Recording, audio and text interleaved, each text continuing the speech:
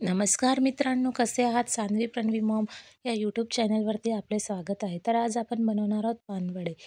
तर ही शिलटेवाली उडदाची डाळ मी या ठिकाणी 6 ते 7 तास भिजत ठेवलेली होती आणि त्याची स्वच्छ धुवून साफ करून आता हे डाळ वाटून घेतलेली आहे. यात पाणी बिलकुल ॲड करायचं नाही. तर यामध्ये कांदा वगैरे मसाल्याचं वाटण, पातीचा कांदा, अद्रक लसूणची पेस्ट, कोथिंबीर आणि टमाटर, तमालपत्र आणि इतर मसाले. तर तेल तापत ठेवलेलं आहे आपण. आता यामध्ये आपण सर्वप्रथम तेजपत्ता घालून घेणार आहोत आणि हिरवा पातीचा कांदा.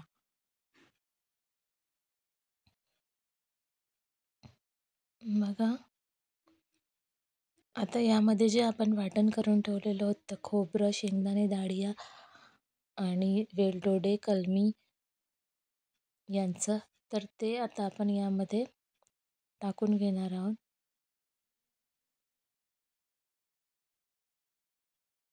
हे वाटण आहे आपलं, ते आता यामध्ये टाकून घेऊ.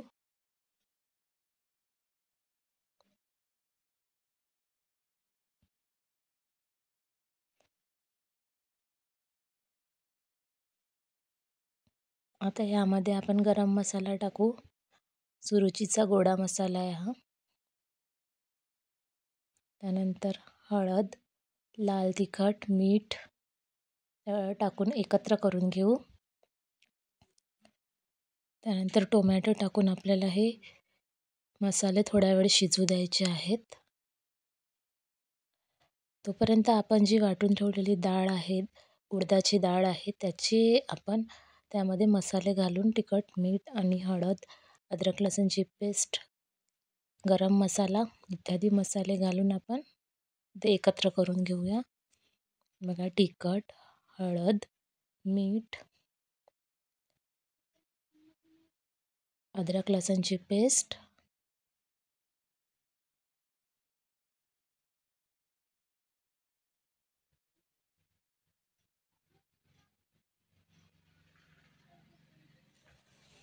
गाढा मसाला, हे सगळं मिश्रण आपण एकत्र करून घेणार आहोत.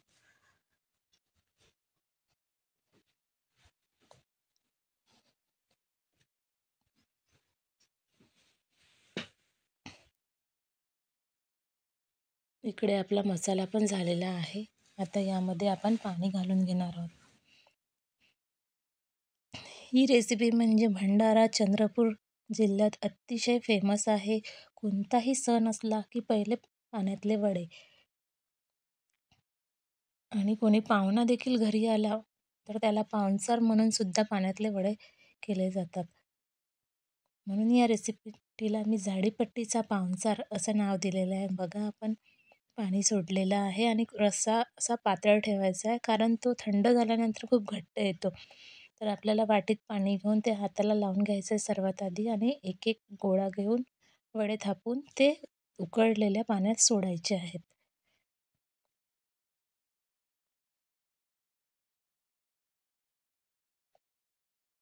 बघा, अशा प्रकारे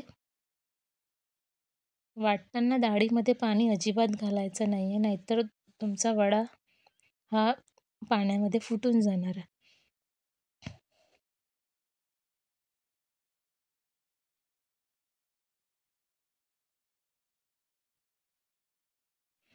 आता हे छान शिजू द्यायचे आहे, उकळी येईपर्यंत आणि वडा शिजेपर्यंत छान शिजू द्यायचं आहे.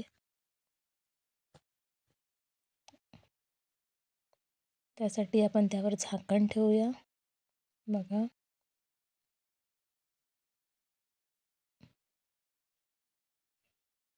आणि चमच्याने पण वारंवार हलवायचं नाही, त्याच्याने पण वडे फुटू शकतात.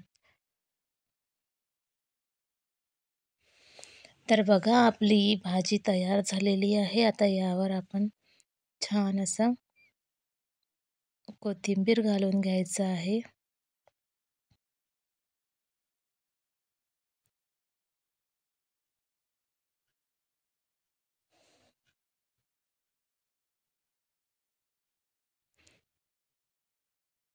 तर मित्रांनो, कसा वाटला झाडीपट्टीतील पाहुणचार?